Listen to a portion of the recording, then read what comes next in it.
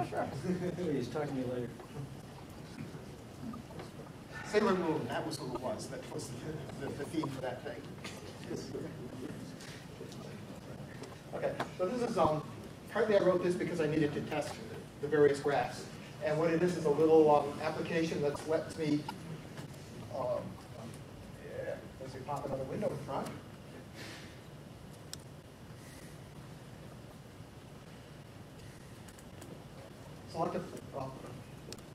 Select a database, SQLite. Select some sort of an action and which fields I want to, whether I want to be this X, Y, or Z if I'm doing something that requires the 3 axes, like a time graph with a bar chart on it or something like that. So I can do an SQLite or select out of a flat file with basically a grep pattern, what the separator is, how I want to handle this, whether it wants to be just straight numeric actual or how many times this string occur, and things I need. And then the pattern, which is field it wants to be. In this particular case, it's a slightly boring graph. Going off to load in the data from SQL. And it's basically a red and a black line that overlay each other because one of them was the raw data and the other one was processed. And my main idea was, is the processed data still the same as the raw data, or did I break something? Kinds of things that you have available for configuration on the axes. You can say what color you want the axis, or white axis is probably not so useful. Can you zoom in on the peak of the graph on that one? Yes, I can.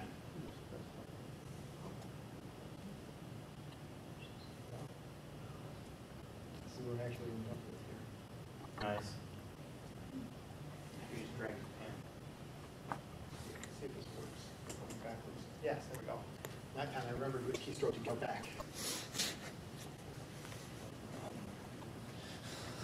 You know, if this were on a Mac, you'd just think that you'd want to go back and it would go back for you. I think mine starts going back even before I think about it. And then I realize, oh, that's really what I wanted to do. Maybe that's what. You can set parameters on the lines. The general stuff for whether I wanted this to be a line graph or a scattered graph.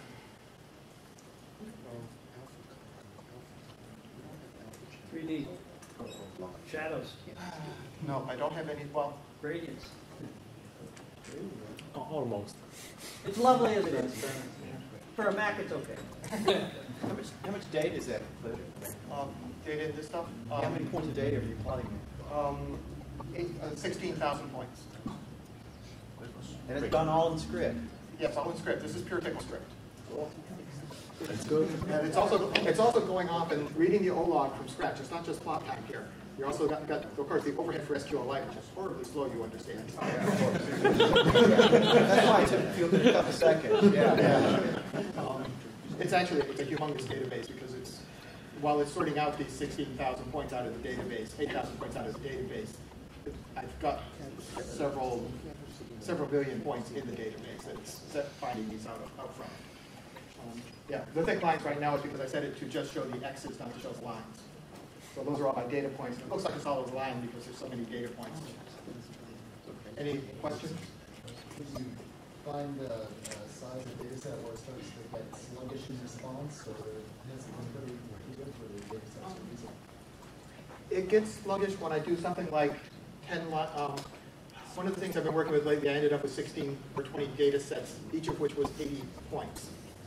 So 160,000 points. And then it was noticeably slow and a little bit annoying. Do you bother filtering out drawing lines that are so close to be not visually distinguished? Let it go. Right here it's just going.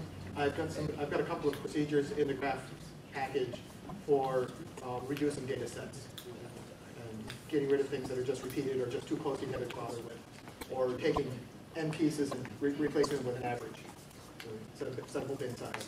Are you planning to put this in TK-Lin? Do you think you'd like it on yours? maybe talk to Arjen as well and his plot chart stuff. Okay. Actually, So it was similar. I received it from you a month ago, I think. Yeah, that's right, because I went in there and said, oh, somebody else did this too. Oh, we should talk about it. Yeah, we should put together a best of breed.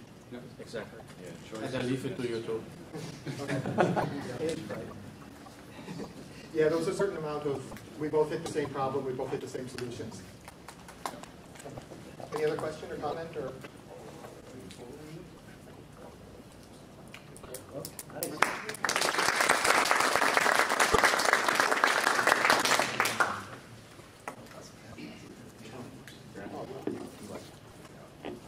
Finally, we have Jeff Hobbs.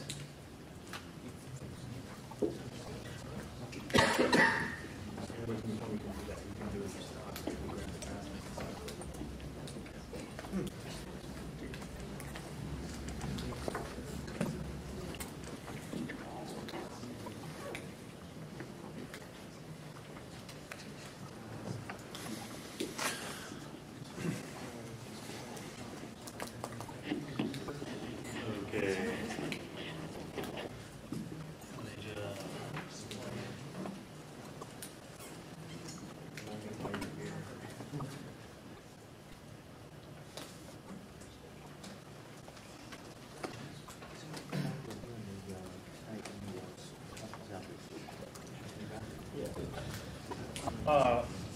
All right. Okay.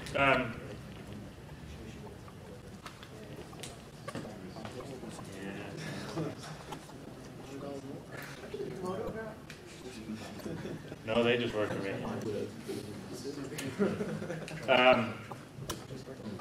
Actually, I was fun.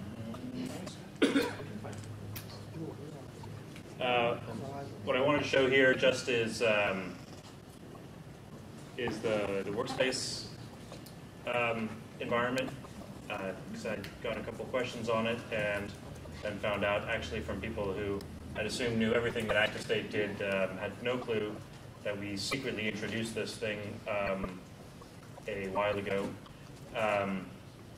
It does actually allow for some free space in your projects. It does have a commercial side as well if you happen to create things that need a whole gigabyte of space and such. But I thought instead of people stumbling around on it, that a quick little demo might be easier. You can always click on Shane, it'll pop in and give you a nice little introduction in this tiny box, assuming you actually ever had the bandwidth for that. It's a little easier when you see it through projects that already exist. I mean, we found ourselves that in testing, without fully populated projects, you don't really get a good idea. There's ones that you can be let me make it one shot bigger. There we go. There's projects that you can be admins for, and ones that you can just be a member of. They can be either private for yourself or public. For example, our support forum on Workspace itself. Pick one that's a small example. You basically start off in your project home. It's managed like any other wiki. You can go ahead. This one's created by a little project that we do with one guy that we have that's not local. So, for example, we had this little GUI we were designing up. He sketches it up on something that obviously had some coffee stains on it as well. Scans it in, puts it up, and then we actually commented on this in the project interface. You get your tickets. It's got the whole ticketing system. It actually has some agile workflow stuff. Should you want to be working on, it has like some reporting, and you can get burned down, figure out according to how many tickets you have open and how fast they're closing, whether your project's ever going to finish. I'm not doing any of that on these sorts of projects. This one actually does have the source attached in here. This is the version Mercurial would be in here as well. The usual kind of source browsing stuff. You have your wiki, basically the index page. Again, as I said, this is basically the track which was inspired by CVS Track, one of prototypes in TK. One of Richard's many projects. But this is actually quite popular, I guess, with numerous other entities that set it up in-house. This is actually running on Amazon, and basically we run it on a compute cloud that if a whole bunch of people start accessing it at the same time, it replicates itself and places projects, directs people to, because Track doesn't really handle the distributed aspect of things all that well, we basically assign projects to particular machines and then farm out, oh, you came in, your project was on this machine based on server resources, and then distributes people that way to handle load. This one has no blog posts. There are some forums. I won't go into that's our internal discussion. Then there's some other tools that basically there's some searching in there right now. The preferences is rather, it's an area that we're working on in terms of better controlling exactly how people interact with their projects themselves. Then you can have your profile, give yourself photos that go along with all the other projects. So it basically makes everything. There's some of the roadmap stuff there. So that in short is Workspace. That was it. Any questions?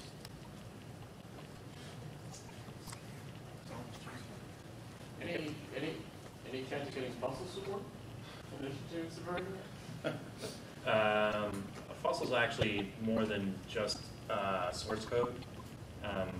We've considered it in terms of it might be interesting to have such a system that you can have someone that hosts a little slice somewhere for you while you wander around on your own personal machine and push it up. But that's not been explored more at this point. How much processing power do you need per project? That'll really depend on the project, but actually very little. Probably a lot more than if it had been designed with a better architecture. This is mostly Python, and it can be a little gruesome how Track sort of formed, and then you get a whole bunch of people, they code in different styles. The architecture was not very plug-in friendly to start with, so it's really less of a fault of the language than it is the lack of a meta architecture and sanity in the design system. Track is your major resource burn? Track is the major resource burn in making it less of, first of all, to install a system like this, which is, we can all chuckle that, the deployment of these things is rather a pain in the butt, but then Track itself is just kind of messy. So we have to turn off things, customize a lot of stuff. This represents already over a man year of effort in making it behave.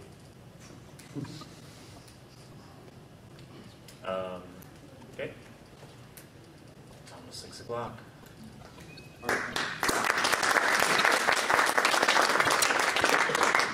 We had a last-minute addition. Steve Redmond would like to give a presentation. On networks at hotels.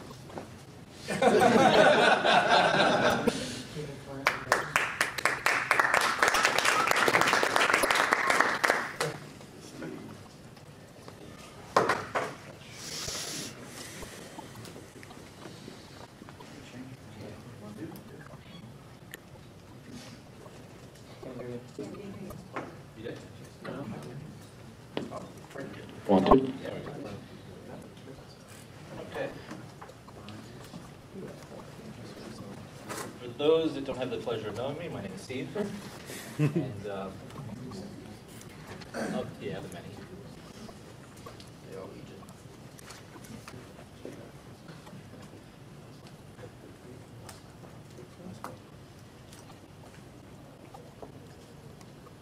Okay, what I'm going to show is for the customer that I'm working for currently, I replaced Oracle with SQLite, And in order to make it client server, I wrote a proxy around TDBC so that at some point I can switch out databases or give people the option of creating client server bridges over to another database, even if that database is already networked. But the key was to do it for SQLite. So anyway, I just want to show you one of the GUIs that I made just to make it happen, just so I can do some editing to the database. Right now I'm connected to a VPN back to my customer's location.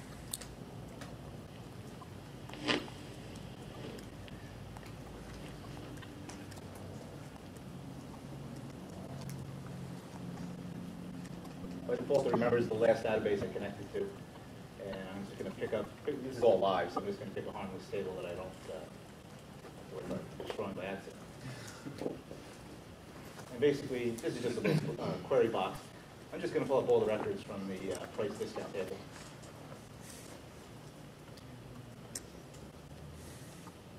Okay, I put a progress bar in there so that you can tell when you're doing a huge query, it may make a mistake or something. But this is all editable. Regardless of the subset of data that you've queried on, you still can edit anything that you have privileges to edit. Right now, everything is it's still in its testing stage. I'm the only one that uses it, so there's not a lot of security on it. But I do have it so I could protect myself from doing damage to the data. But for the most part, I just use this as a tool for going in and hacking and fixing things when the customers make a mistake. But I do have a couple little things in here so that, like, if I resize the window like this, I can go up and save the settings, and the next time I go and I run the query, it'll snap back to that same size. I don't have to actually do it. You get the idea. This is using TK table. Originally, I used table list, but in reality, if you're doing anything with large sets of data, you're not going to be able to keep up with just table lists. So I bit the bullet and used TK table. The tricky part is doing your sorting. If you, no, this is already sorted on. Sort on date. I just have. I took somebody else's sorting algorithm off the TK SQLite. It kind of like broke things into integer and string, and I just like did some intelligence on it, so it kind of knows what the data is and does the right sort on it. And that's pretty much it in a nutshell. But basically, this is going to be it's very generic, and it'll be something that I'll post for people to use, so that once we refine the network proxy for TDBC, you can use this as a starting point for your own application or as a view into your data for editing and data management and so on. And that's what I've got so far. So could you elaborate on what you mean by network proxy? Basically, TDBC was meant so that you can have a unified interface to a database. Now, if you're using SQLite, typically that database resides on your own machine. You have no use for a network at all.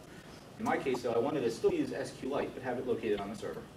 But now I need to get to that data and queue up the queries and get the data back to each client. I have about 40 to 50 active clients at one time in this one organization. And so basically it's a client and server code. On the server side, it talks TDBC to SQLite, but it could be any other TDBC compatible database. And the client is just a very simple little bit of code that just talks over a simple protocol to exchange the query and the data set back to your application. And it needs a lot of work, but it does work well right now. So this is live in production for a year and a half now. So. Yes, Kevin. TDBC, I know, exports really only minimal database introspection, enumerated columns.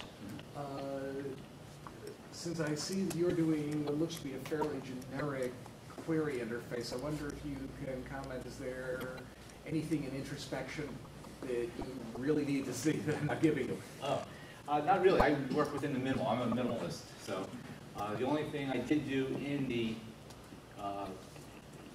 client-server interface was I know I get to the timeout function. I know I can execute some of the SQLite pragmas so that I have a little bit of control over it just to be able to do that from the client side, if I need to set something up.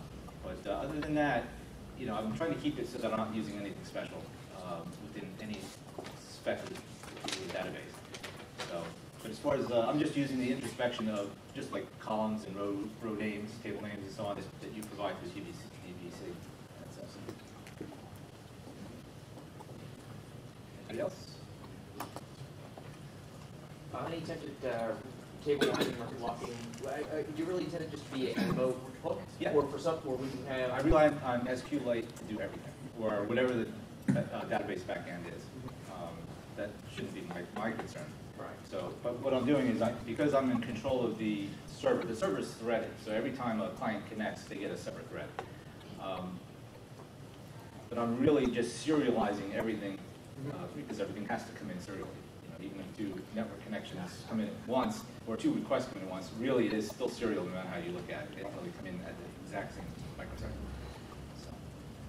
But in actual use, it works really well. Now, all my client software is really optimized not to do massive queries and result sets back. So it's all, everything is in the 20 to 30 millisecond range for transactions to happen over the local area network. And over the virtual private network, it works pretty well. It's, again, limited by your bandwidth. But like I said, for me, this is my admin tool right now. But it's just something that there wasn't anything out there, even for just SQLite, where you can hack and pure TCL/TK and still have all the features that I want. So. Anybody else? Okay, I'll stop clapping.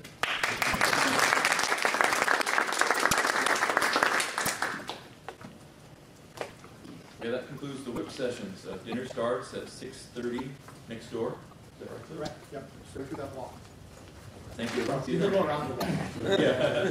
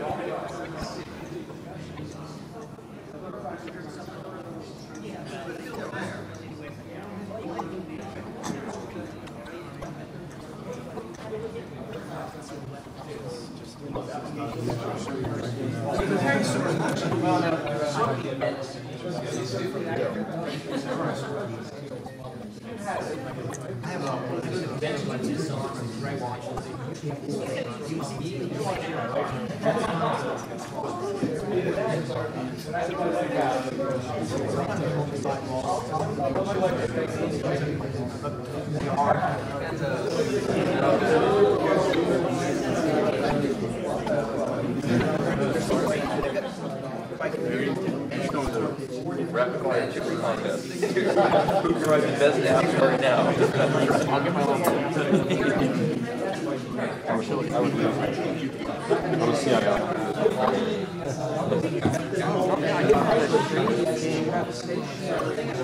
I'm paranoid right now. The new context, what's that I feel like somebody's watching. That's going to be on the web, like in 2 hours. No. It's going to be all over. It will be available on YouTube only, not on the web. Of course I'm joking. NASA. Oh. Stickers. Yes. I was going to announce it, GPS and reports what the difference is. So that if you're receiving it, you can.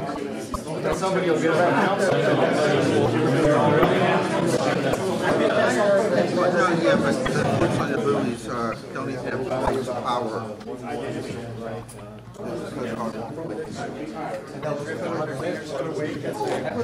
All-time friends together. So, the whole thing will be like that.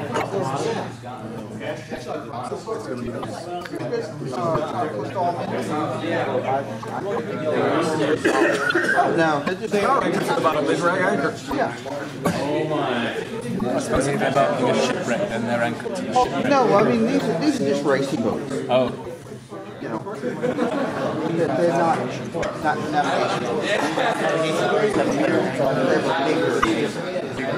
They also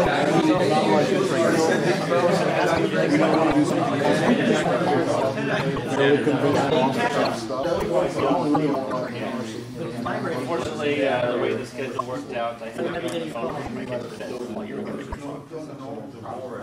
Sorry, that was the third.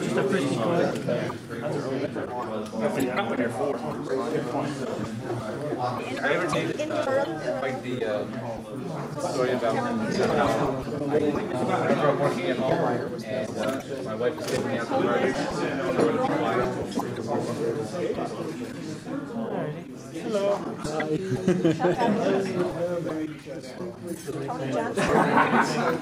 No plan for yeah. I guess it's 8 o'clock.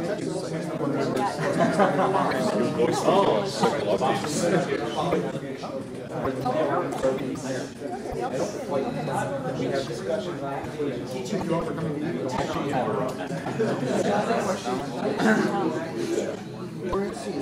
You can wave to me, okay? Just getting close to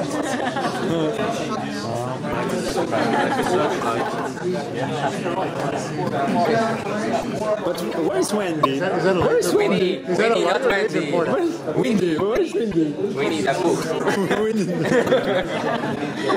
Gentlemen, ladies, does anyone not have their flash drive yet? Your stick yet? Did anybody not pick it up? I don't have fun. Oh, it's not a problem. Oh, okay. No, I've got the proceedings. It's enough. No. I've got them with me. But it's yours. No, they're not. No? Okay, thank you. Because you paid, no, you get two. I've got two? You get two, because you paid, you got an extra. No. Leave. No, I don't get one extra. Thanks. Anybody else? I didn't know when we were supposed to do it.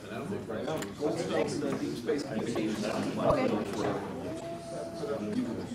We have no formal program this evening, so we can bring the boss next door, or I'll open up the hot tub. I'm out this week and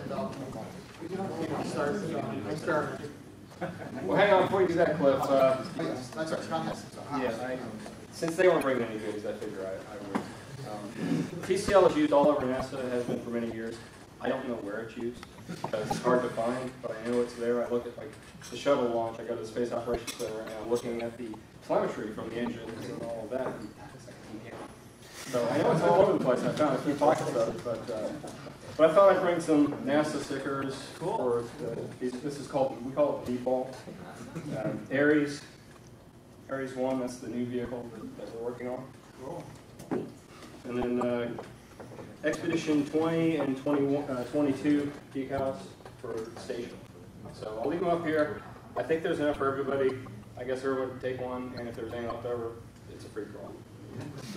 So thank you for NASA for expanding my way here, even though it's not really part of my job.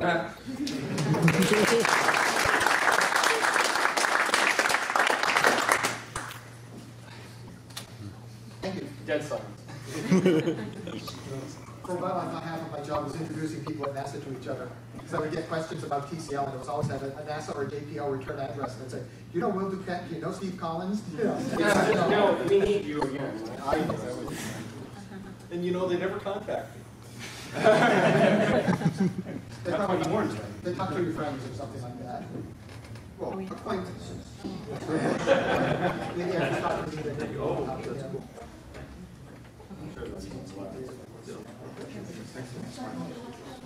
So 4 years ago, this conference, someone from he wrote some of the software. If I have my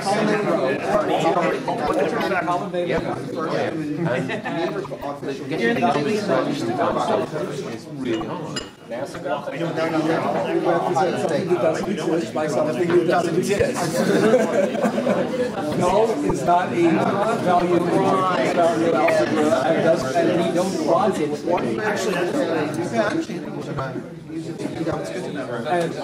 And so, but EXPR. And it was, yeah, imagine EXPR. Tomas, are you getting good filmage? Good film? Is it better now? I mean, now is the best. now is it best? Yeah. Oh, okay. Camera likes you. Camera likes me. Yeah, Oh. I think so. Okay.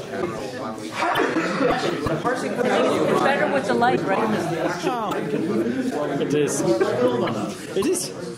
Such as it is. We will see.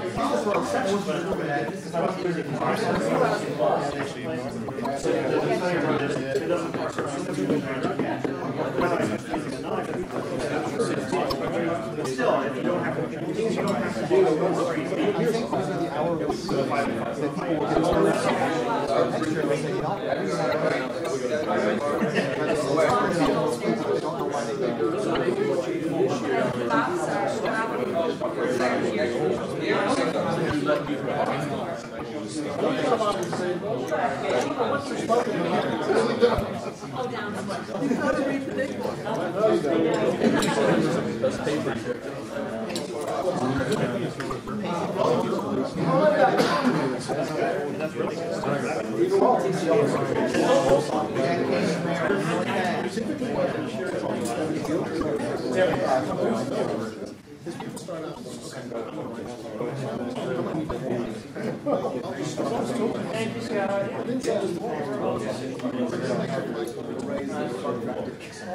Just drop it in a fucking weird Facebook thing or whatever and say, oh, let's read our Facebook friendly. I don't even have a Facebook thing, but people seem to like it, so I'm like, I had one in we could like